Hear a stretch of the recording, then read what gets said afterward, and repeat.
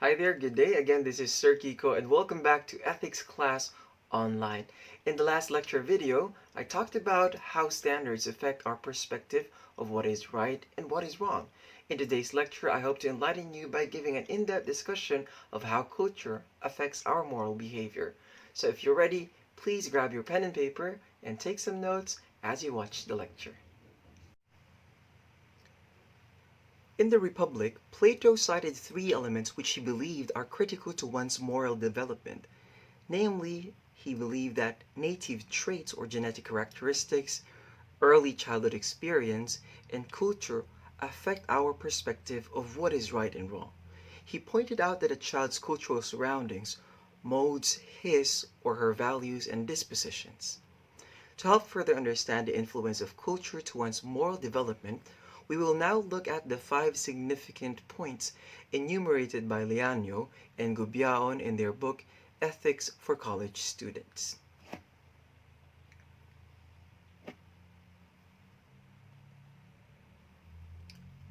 According to Liano and Gubiaon, culture is always social and communal. Laws, rules, and standards of attitudes and behaviors are set and promulgated by the community to promote a relationship that binds them together. It is through this communal experience that one's culture influences his or her moral development. Culture also defines the normative principles and behaviors of the society.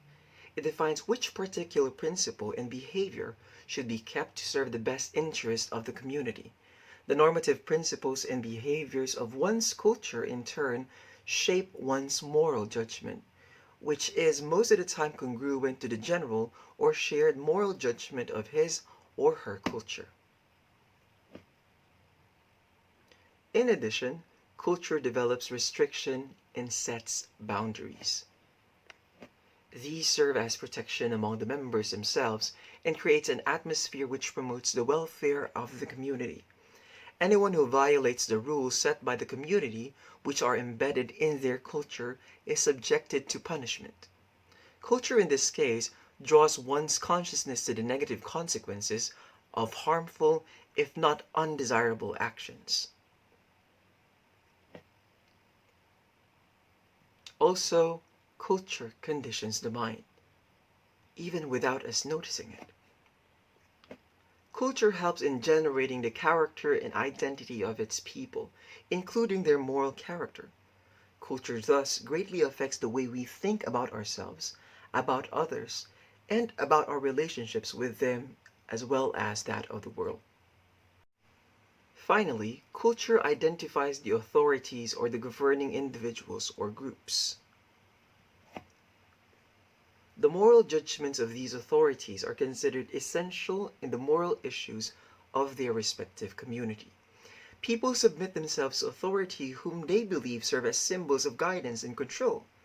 These authorities, may be in the domestic level or the societal level, instill standards that create an impact to one's moral development from childhood to old age. Culture is thus learned. As children grow up in the society, they not only discover but also acquire the same perspective, beliefs, and behavior of their parents and of others around them. This process is called inculturation or socialization. Since many aspects of our morality are also acquired from various transmitters of culture, some ethicists, in their attempt to give account for the basic concepts in ethics, came up with the notion that moral standards are the result of social convention, while others were convinced that morality is nothing but an effect of social conditioning.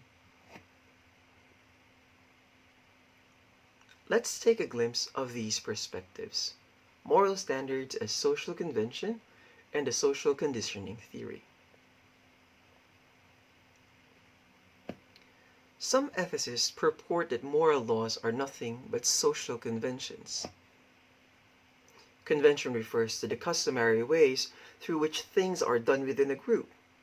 These ethicists believe that moral standards are merely human inventions, since they observe that members of communities, particularly the authorities, agree upon things which they consider as right or wrong. and these standards are handed down from one generation to another through the process of inculturation. Some ethicists also believe that morality is nothing but an effect of social conditioning. According to Robinson, the original conscience of an individual in any given society is a historical accident, or the result of influences to which he has been subject. This theory therefore claims that the demands of conscience are also due to the society. For instance, when one considers to carry out certain actions, what functions as his or her conscience is the idea that the society where he or she belongs to may or may not approve of it. The problem is, when moral standards are considered as mere social convention, it means that these are just made up by human beings for themselves. Hence, moral standards would be reduced to the status of non-moral standards, which can easily be altered or changed if they, the society, wants to.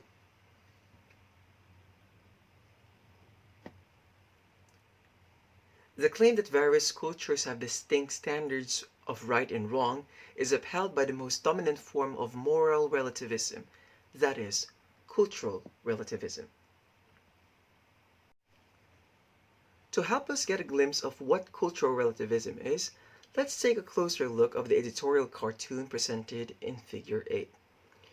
This editorial cartoon shows how one's moral belief and practices differ from that of another who belongs to a different culture. Dr. James Rachels, in his book entitled The Elements of Moral Philosophy, laid out the 5 claims of cultural relativists as to why they regard morality of an action as a matter of cultural standards. First, different societies have different moral standards. Second, the moral code of a society determines what is right and what is wrong. Because of these, cultural relativists believe that there are no universal moral truths. Fourth, the moral code of a particular society has no special status. And finally, it is arrogant for one culture to judge another, and there should be tolerance among cultures instead. While these seem promising, the third claim of cultural relativism serves as its greatest flaw. Cultural relativism is the view that moral beliefs and practices vary with and depend on human needs and social conditions of particular cultures.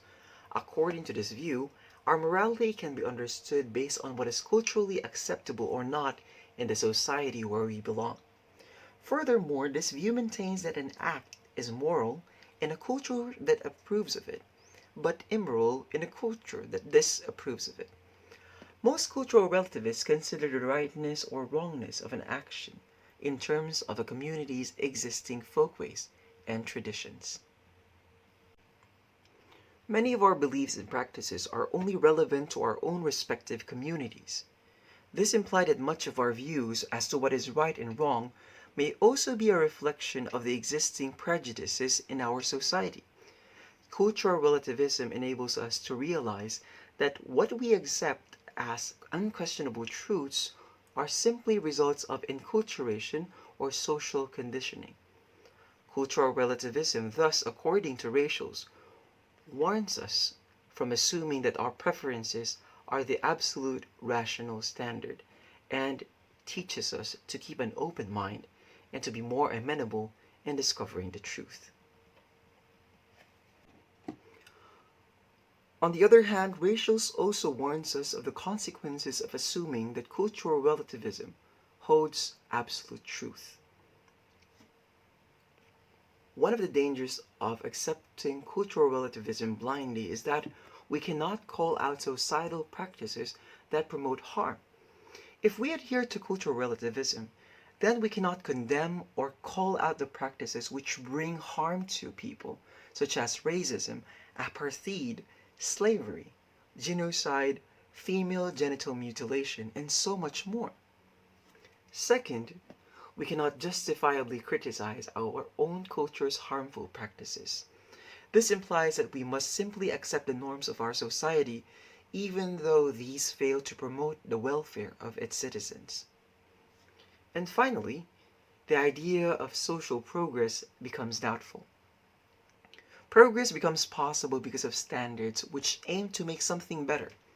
If we follow the claims of cultural relativism, social reform which gives way to progress would become impossible, since we are not allowed to come up with new standards that will in turn enable us to judge which kind of society is better.